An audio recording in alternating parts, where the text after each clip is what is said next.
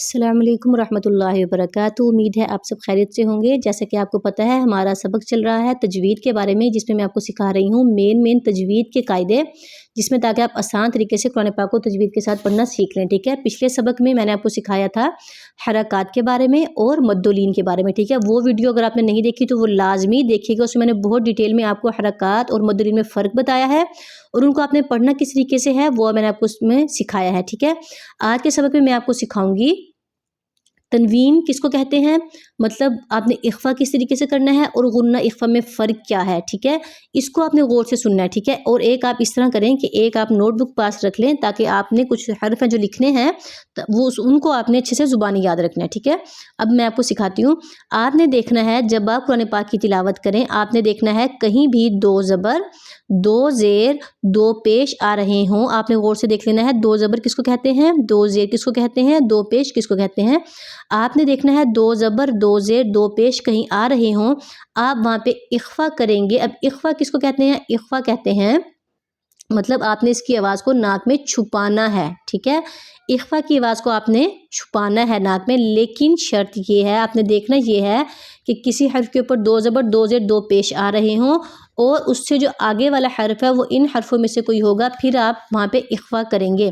इख्फा भी दो चीज़ों पे होगा, एक तो दो ज़बर, दो ज़ेर, दो पेश, दूसरा आपने देखना है नून साकिन हो रहा हो। साकिन कहते हैं नून के ऊपर जज़म का आ जाना। ठीक है, किसी हर्फ के ऊपर जज़म आ जाए, मतलब नून के ऊपर जज़म आ जाए, हमने ये देखना है। दूसरा हमने देखना है दो ज़बर, दो ज़ेर, दो पेश को, और उससे आगे हर्फों को आपने देखना है ता, सा, जीम, दाल, राल, जा, सीन, शीन, सौद, ज़ौद, तो, ज़ौ, फा, क़ाफ, कैफ। ठीक है, ये 15 हर्फ हैं जिनको आपने अच्छे से याद करना है। आपने इसी को गौर से देखना है। अगर ये हर्फ आ रहे हों आप इख्फा करेंगे। पढ़ना किस तरीके से मैं आपको भी इसका पढ़ के भी बताऊंगी। ठीक है, उसके बाद आ जाते हैं हम गुन्ना के ऊपर। ठीक है, अब गुन्ना आपने किस तरीके से करना है मैं आपको वो दिखाती हूँ। हाँ जी, मैंने आपको बताया था गुन्ना के बारे में। गुन्ना आपने देखना है कि ये नून आपको नज़र आ रहा है ना। ठीक है, आपने देखना है नून के ऊपर तशदीद हो, इसको तशदीद भी कहते हैं, इसको शद भी कहते हैं। ठीक है, आपने देखना है नून के ऊपर तशदीद हो।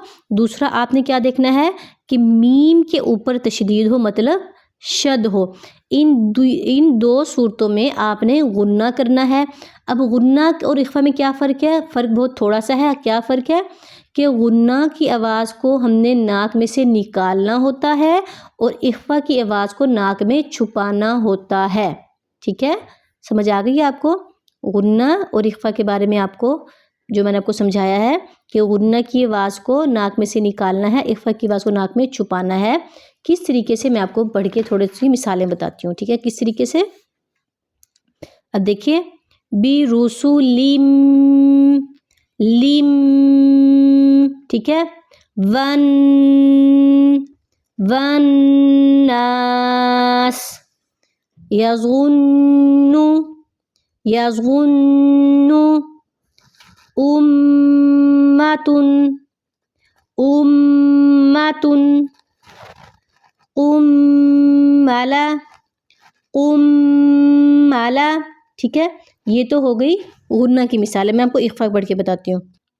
देखिए, अब जैसे ये है ना, इन कुंतुम, इन कुंतुम, मतलब अपने नाक में ना छुपा लेने इस आवाज़ को।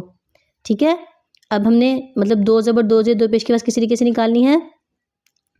यौमइज़िन, यौमइज़िन, ज़ुरक़न, ज़ुरक़न। ठीक है, मलजअन, मलजअन। ठीक है, नूहन। इस तरीके से आपने गौर करना है लफ्ज़ों के ऊपर। ठीक है, यहाँ पे सिर्फ मैं आपको आवाज़ें निकाल के बता रही हूँ, लेकिन बाकी जो आपने ध्यान करना है वो आपने हर्फ़ों का भी ध्यान करना है। इनके आगे जो मैंने आपको हर्फ़ के बारे में बताया है वो होना लाजमी है। ठीक है, वो 15 हर्फ़ होने लाजमी है जो मैंने आपको अभी बताया है। बाकी गुन्ना रिफ़ा की आवाज़ में फ़र्क आपने इस तरीके से करना है, ठीक है। अब इसके बाद जो इंशाल्लाह सबक आएगा वो होगा खड़ी हरकत के बारे में। मैंने आपको पहले भी बताया था कि मैं आपको जो सिखाऊंगी ना वो सबसे आसान कायदे होंगे, जो मेन कायदे हैं कुरान पाक को सीखने के लिए। बाकी आपको ज़्यादा लंबे सीखने की ज़रूरत नहीं है। अगर आप कुरान पाक को तजवीद के साथ सीखना चाहते हैं, अगर आप इनको भी अच्छे से समझ लेते हैं, ये जो 4-5 कायदे हैं, तो आप यकीन करें आपको कुरान पाक पढ़ने में बेहद आसानी हो जाएगी। आप इंशाल्लाह कुरान पाक को तजवीद के साथ पढ़ सकेंगे, ठीक है। आपको पता चल जाएगा कि आपने किस हर्फ को लंबा करना है, किसको नहीं करना, किसको आपने किस तरीके के साथ पढ़ना है।